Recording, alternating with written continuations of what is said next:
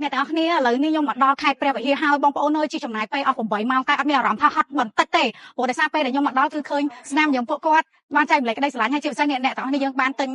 គ្រឿងញ៉ាំច្រើនមែនតើហើយមានបងប្អូនគាត់ខមមិនច្រើនខ្លាំងថាបងកុំទិញមីកុំទិញអីច្រើនពេកទិញត្រីងាទិញត្រីដូចថារបស់បុករបស់អីអ្នកទាំងអស់គ្នាពួកខ្ញុំបានទិញបុកកតុយហើយបុកត្រីឆ្អើ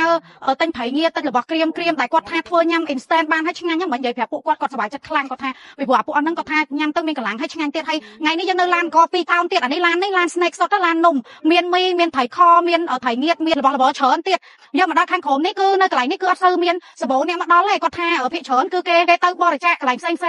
ខ្ញុំជ្រើសរើសយកកន្លែងនេះដោយសារតែអត់សូវមានមនុស្សមកអញ្ចឹងខ្ញុំក៏ចង់ highly recommend អ្នកទាំងអស់គ្នាឲ្យមកដល់នេះដែរព្រោះនៅនេះគឺតាហ៊ានយើងមកដល់បាត់ដឹងថាគាត់កំសត់មិនច្រើនបងប្អូនសូមជួយ comment លើកទឹកចិត្តពួកគាត់ទាំងអស់គ្នាព្រោះពួកគាត់ត្រូវការលើកទឹកចិត្តពីពួកយើងខ្លាំងមែនតើយើងសង្ឃឹមថាអ្នកទាំងអស់គ្នានឹងបានមកជួយមកដល់ទីនេះដូចនៅនេះគឺនៅអានសេះអ្នកទាំងអស់គ្នានៅនេះគឺសេនាគេទៅនៅលើសួរលពូចាវរៈសេនាតូចការពារព្រំដែនលេខ446ចា446បងប្អូនទាំងអស់គ្នាអាចនាំគ្នាមកបានណាពូណាចាបានប្រកាសការរងការវិហារចាទៅពូមិនដែរពេលពួកខ្ញុំមកមានអារម្មណ៍មានចិត្តរំភើបសប្បាយរីករាយតែសមរភូមិក្រោយយកចិត្តទុកដាក់មួយសមរភូមិមុខចាគឺខ្ញុំក៏រំភើបដែរខ្ញុំមកឡើងមានអារម្មណ៍ថាឡើងថាគាត់តែឃើញអារម្មណ៍គ្រប់ដួលហើយសប្បាយចិត្តណា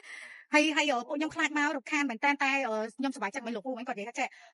យើងអត់មានរំខានដល់អ្នកលើដែលគាត់កំពុងនៅប្រតិបត្តិការឯងចាបងប្អូនក៏គិតថាមកទៅរំខានពួកគាត់អាចអញ្ជើញមកលេងពួកគាត់បានព្រោះយើងមកតែអ្នកនៅប្រចាំការដែលគាត់នៅក្រុមស្រាប់ទេយើងអត់រំខានថាអូហៅអ្នកលើអីមកដើម្បីមកទទួលយើងអត់ទេគឺថាយើងមកប៉ុណ្ណាយើងគ្រាន់តែមកលេងមកអីគាត់ចឹងណាហើយឥឡូវនេះកំពុងរើនំ snack សម្ភារៈអីផ្សេងទៅឲ្យពួកគាត់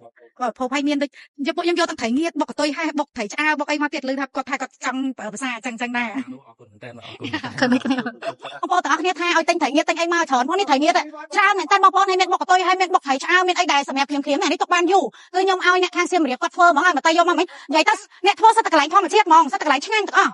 ហើយសូម្បីតែអង្គខ្ញុំសម្រាប់សម្រាំងខ្លាំងគឺខ្ញុំអង្គដែលគ្រួសារខ្ញុំផលិតដោយខ្លួនឯងហ្មងគឺនៅខេត្តបាត់ដំបងហើយក៏ប៉ិតខ្ញុំធ្វើប្រមូលផលមួយឆ្នាំរាប់តោនគឺសម្រាប់ញ៉ាំតែគ្រួសារខ្ញុំអីផ្សេងប៉ុន្តែថ្ងៃនេះគឺខ្ញុំយកអង្គមកឲ្យជូនពួកគាត់2តោនសម្រាប់ពួកគាត់ពិសាដោយថាអង្គនេះគឺយើងដាំដោយខ្លួនឯងប្រមូលផលដោយខ្លួនឯងគឺធម្មជាតិ 100% ឆ្ងាញ់ហើយសុខភាពល្អទៀតគ្រួសារខ្ញុំញ៉ាំតែអង្គហ្នឹងទេអត់មានជាតិស្ករអត់អីទាំងអស់អ្នកទាំងនេះដូចអង្គសម្រូបចឹងគឺធ្វើដោយខ្លួនឯងសូម្បីតែរបស់ញ៉ាំនេះអ្នកទាំងនេះមីអីផ្សេងគោបេគោអីនេះសិតតែរបស់របៀបថារបស់ខ្មែរយើងហើយមីជាតិមីអីផ្សេងហើយទិញសិតតែរលេកប់ហ្មងអត់ឲ្យញ៉ាំទៅប៉ះពាល់ដល់សុខភាពយកមកហើយគិតរលេអីទៅគឺយើងគិតគូរខ្លាំងមែនតើដល់ពួកគាត់ហើយខ្ញុំខាងអង្គនេះគេខាងតែងតែនេះគេខាង snack ខាង snack នេះឡើងដាក់មកឥឡូវពួកគាត់ឃើញពួកគាត់រំភើបសប្បាយចិត្តចឹងយើងក៏រីករាយដែរពេលដែលយើងមកដល់នេះគឺយើងអត់បានរំខានដល់បងតែគាត់នៅការពារ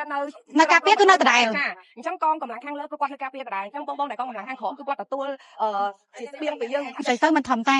ស្បៀងឬក៏ម្ហូបអាហារគឺខ្ញុំបានជូនជាសាប៊ូកក់សក់ទៅដល់គាត់ដែរដើម្បីគាត់បានសម្អាតហើយគាត់នេះក៏ជាគ្រឿងសម្ភារៈដែលគាត់ត្រូវការប្រើខ្លាំងដែរនេះដាក់មកពុះឡានហ្មងហើយដំរំត្រីក្រសួងធនធានលោកតែងតែចុះជួបសម្ដែងសម្ដាលនឹងដល់នាំនៅអំណោយទៅថ្លៃថ្លាដល់សម្ដេចមកជូនដល់បងប្អូននៅទីនេះដែរតែសម្រាប់ទឹកចិត្តបងប្អូនជាសពរបស់ខ្ញុំតែមានទេ40ឆ្នាំណាតែមានទេ40ឆ្នាំវិស័យ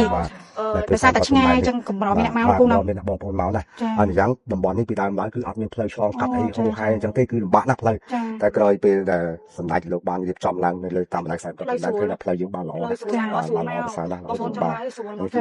បុនវិស័យណាបានវិស័យ40ឆ្នាំតែមានសប្បុរសជនមកដល់ហ្នឹងណា